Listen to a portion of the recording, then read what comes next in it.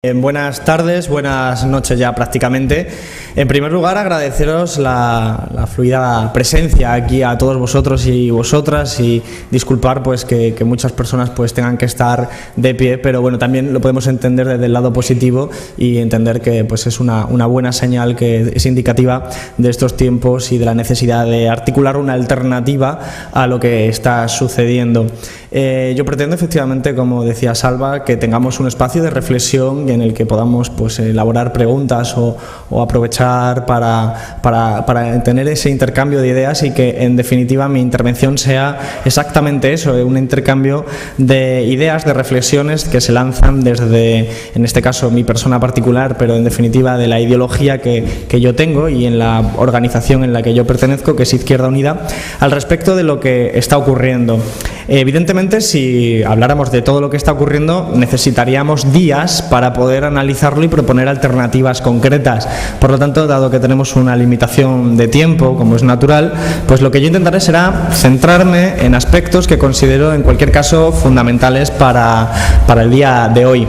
No puedo dejar de comenzar de hablar de un elemento que a todos nos sorprende. Igual, de hecho, casualmente, bueno, me han dado un sobre, no tiene nada que ver, pero está aquí, pero que no sé qué contiene, luego lo abro, pero no contiene lo que contienen aquellos sobres que hemos visto en televisión. Y quiero comenzar con esa reflexión, con la reflexión de lo que ha sucedido en los últimos días, porque lo primero que yo he notado al enterarnos ayer mismo, cuando abríamos las páginas del periódico El País y encontrábamos aquellas anotaciones en esa libreta que señalaban que miembros del Partido Popular de altos cargos habían recibido ese dinero y que tenían una procedencia muy determinada a través de unas cuentas de ingreso de grandes empresas.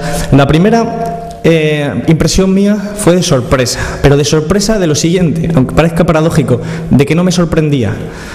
Y eso es realmente algo llamativo, importante. Y cuando estaba hablando con la gente está indignada, pero desde luego no les sorprendía. Y eso es importante porque se está normalizando la situación de corrupción o la percepción de que existe corrupción en este país.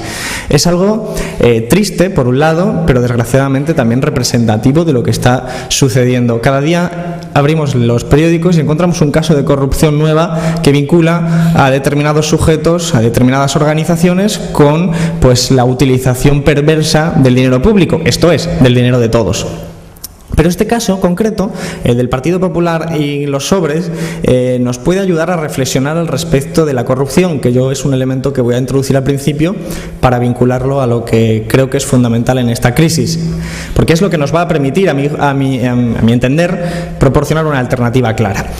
Cuando hablamos de corrupción, tenemos la tendencia a imaginarnos pues a ese político que, aprovechando la gestión del dinero público, la utiliza en beneficio privado. Bien, quede constancia por un lado que esa realidad no es política en el sentido clásico de la palabra. Eso es una actitud mafiosa propia pues de organizaciones que utilizan el dinero de todos para beneficio privado. Pero lo importante es que no nos olvidemos de que, como en cualquier transferencia, hay dos partes. Es decir, que una moneda tiene dos caras, de la misma forma que cuando alguien compra, alguien vende, y que cuando alguien pone la mano, alguien está dando el sobre. Por eso es importante no perder de vista que no solo hay una parte en la gestión pública que es corrupta, sino que hay otra parte, normalmente en la gestión privada, que es corruptora. De forma que quizás lo que más nos pueda llevar a reflexión del caso de los sobres o de las anotaciones en la libreta del señor Bárcenas, pues es de dónde proviene el dinero. Porque eso nos da pistas de cómo funciona el país, nos da pista de cómo por lo menos ha funcionado hasta el momento. Y no es casualidad de que la mayor parte de las empresas que supuestamente han donado ese dinero sean empresas constructoras que se han promovido y se han beneficiado de promover, y de que el gobierno haya promovido a su vez, pues un modelo basado en la construcción que evidentemente daba unos beneficios muy cuantiosos a las empresas del sector, empresas inmobiliarias, empresas promotoras, empresas constructoras.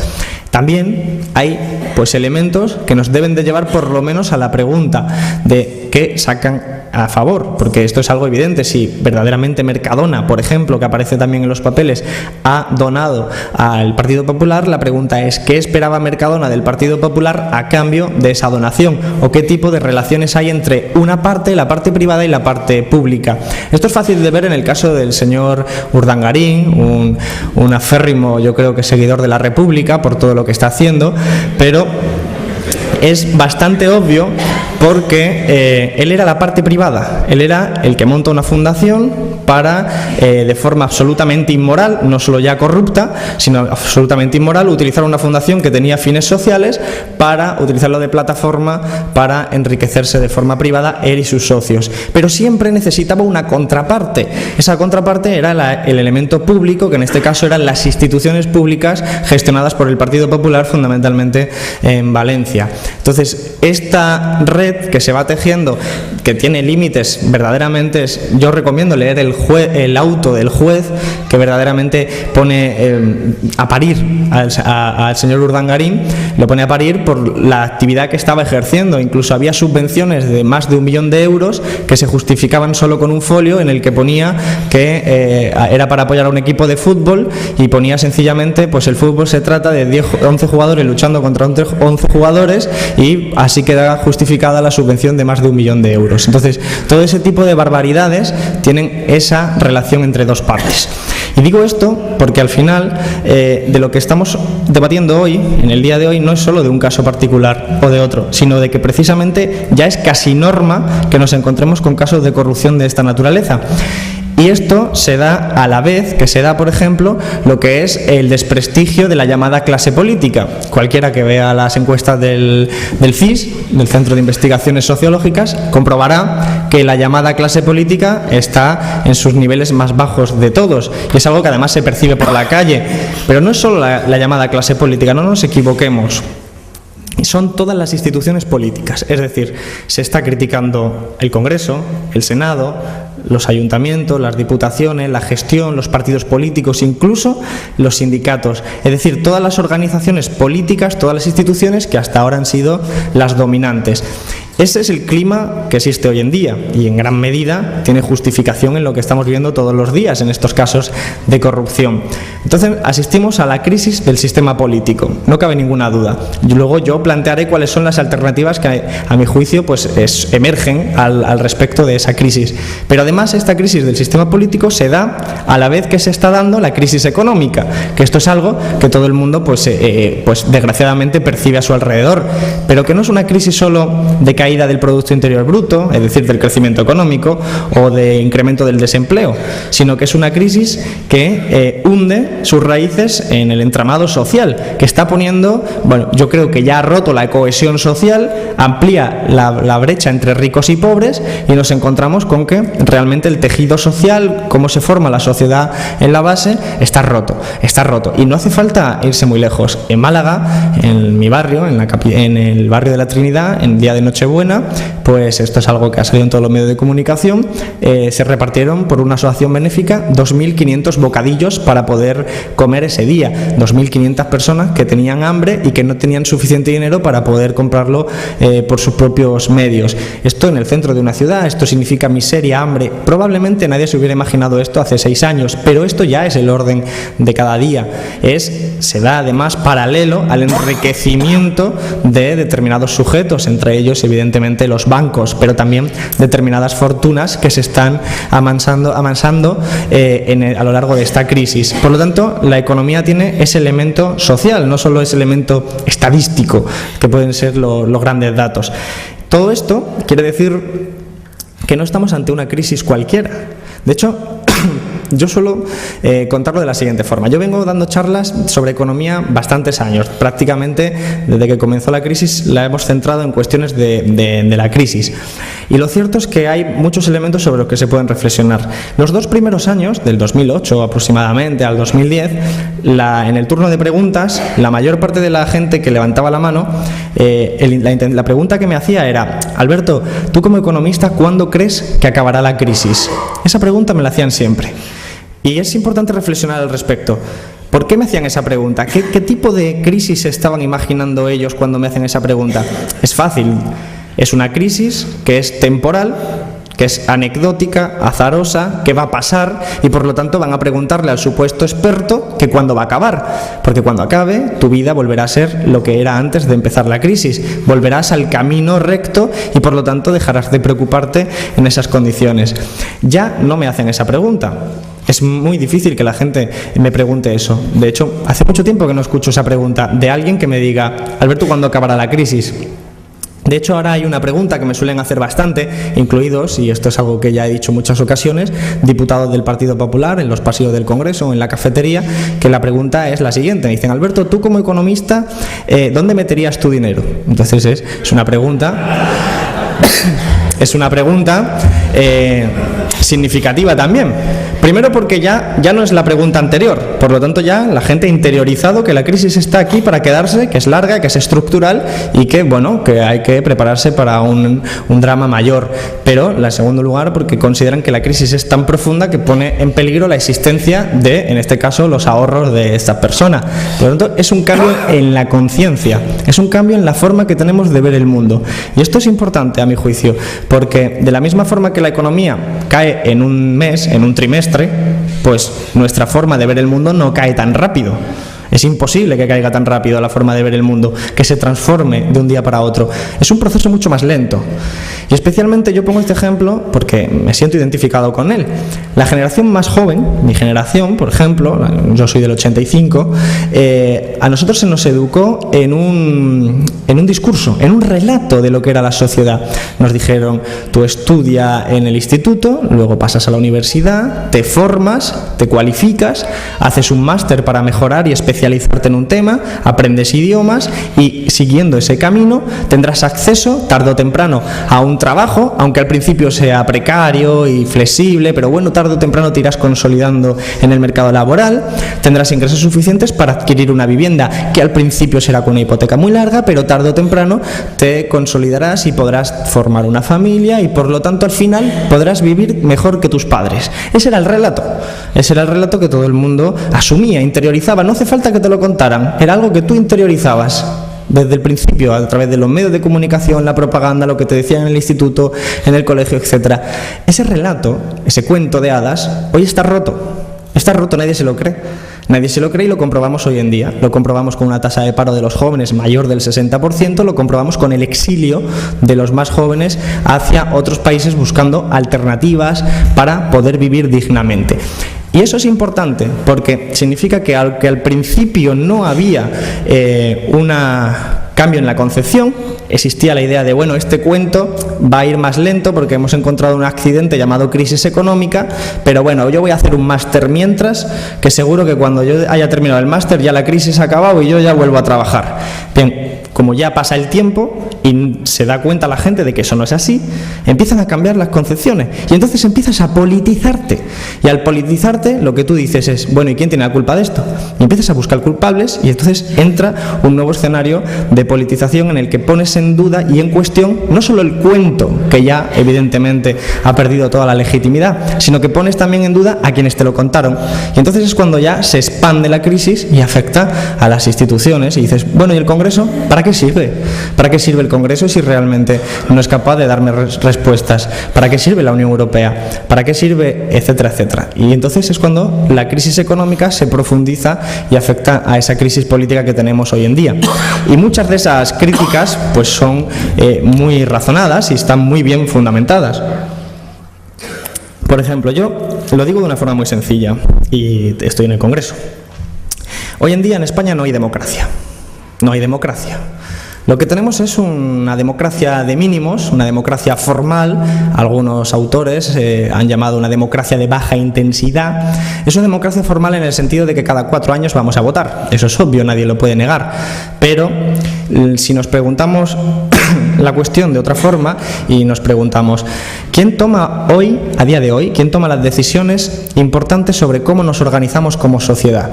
¿Quién toma las decisiones sobre qué hacer con la sanidad, con la educación, con las pensiones, con nuestra vida en general? ¿Quién toma esas decisiones? ¿Las tomamos nosotros, el pueblo, la ciudad, los ciudadanos, o se toman en otros espacios distintos?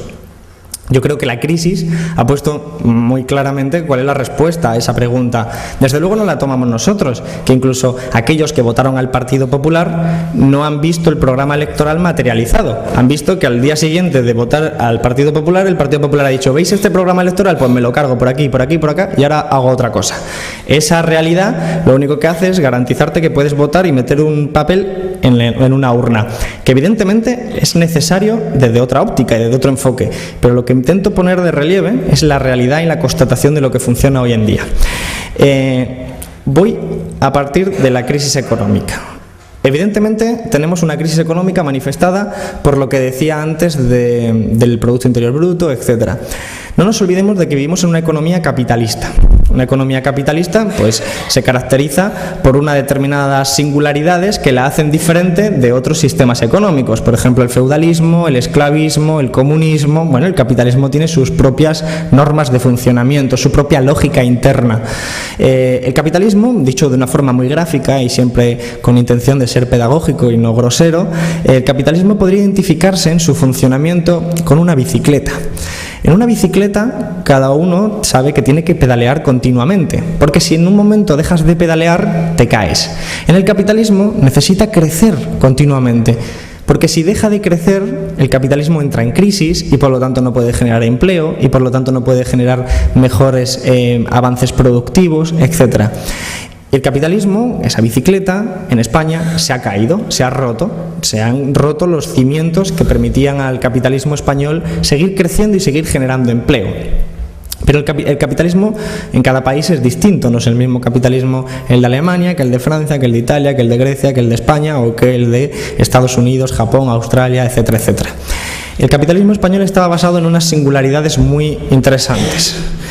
España padece una dictadura, que es la dictadura franquista, que es similar a la dictadura que padece Portugal a efectos económicos y similar a la que padece Grecia durante mucho tiempo. Son países que tienen una herencia de la dictadura, que hace que se retrasen económicamente respecto a otros países, por ejemplo, Alemania o Francia.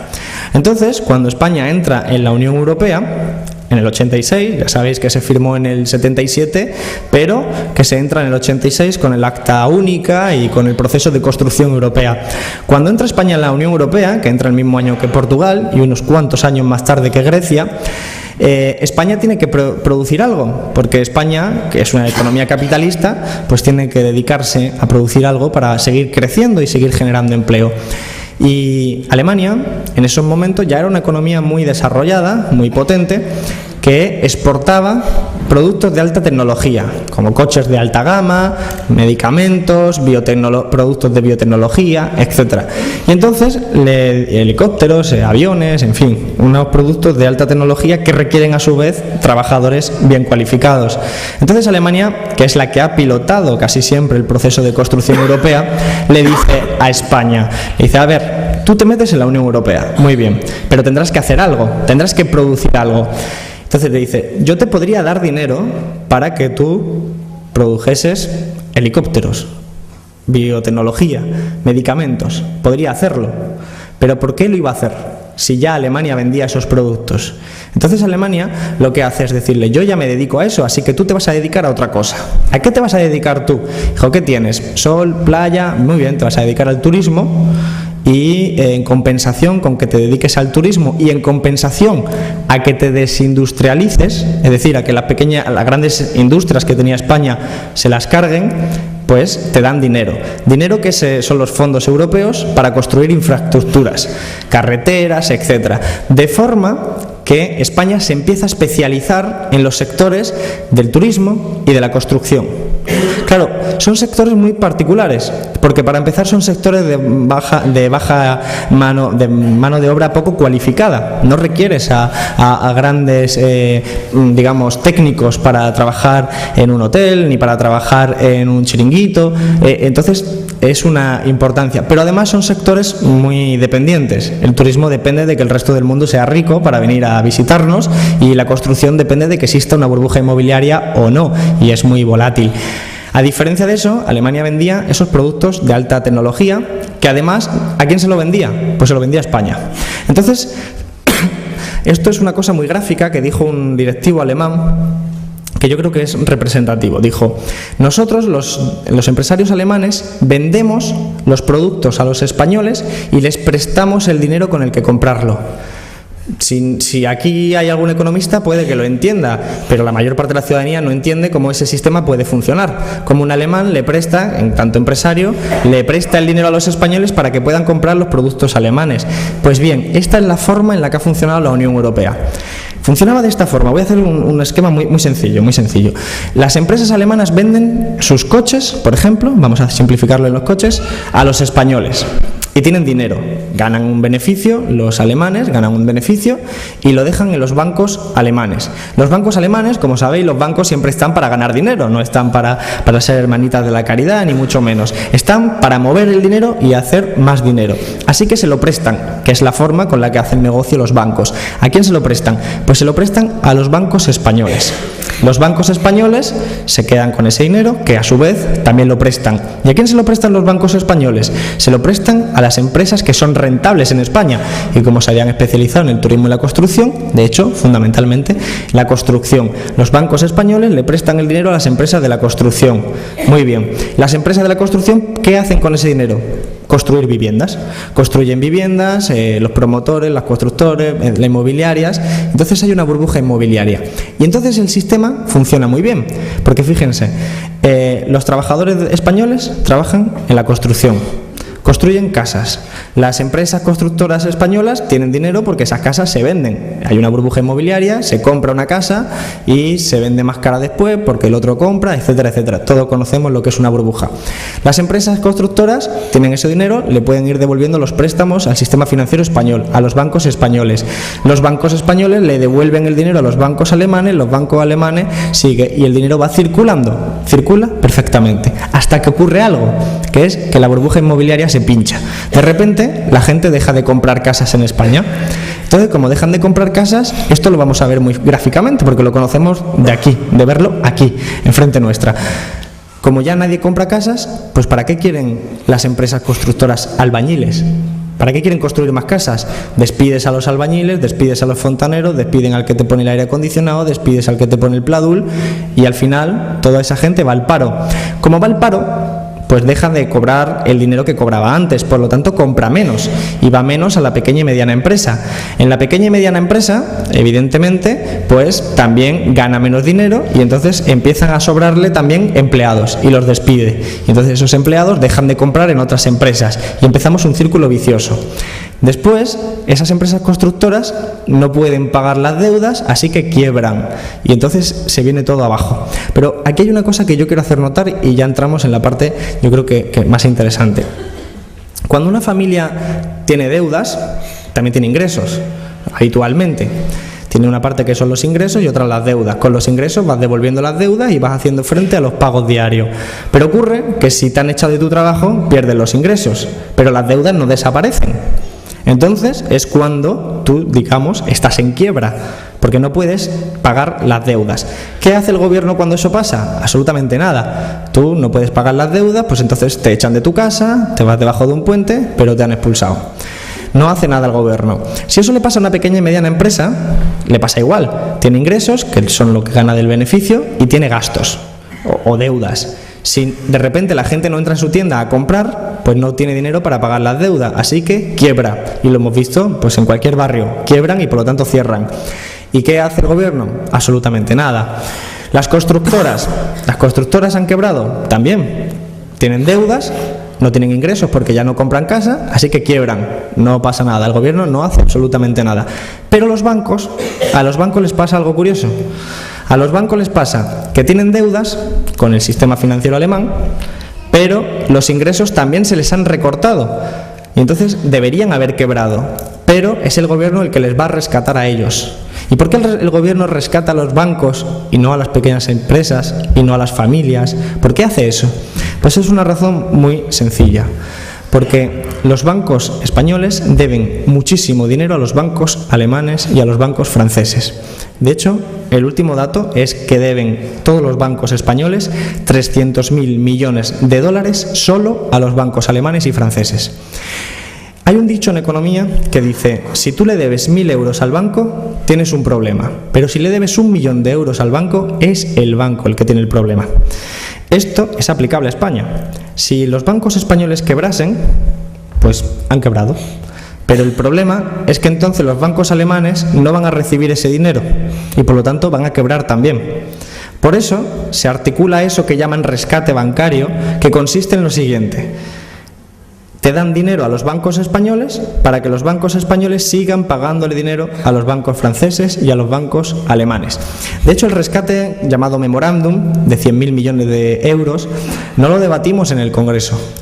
Ni siquiera hablamos al respecto, pero sí se debatió y se votó en el Parlamento alemán. Y los que defendieron allí el rescate alemán decían: no os preocupéis, ciudadanos alemanes, no estáis poniendo el dinero para nada, no es un rescate a los bancos españoles, es un rescate a nuestros bancos, los bancos alemanes. Eso es lo que decían, por eso se debatió en el Congreso alemán, en el Parlamento alemán, y no en el Congreso español.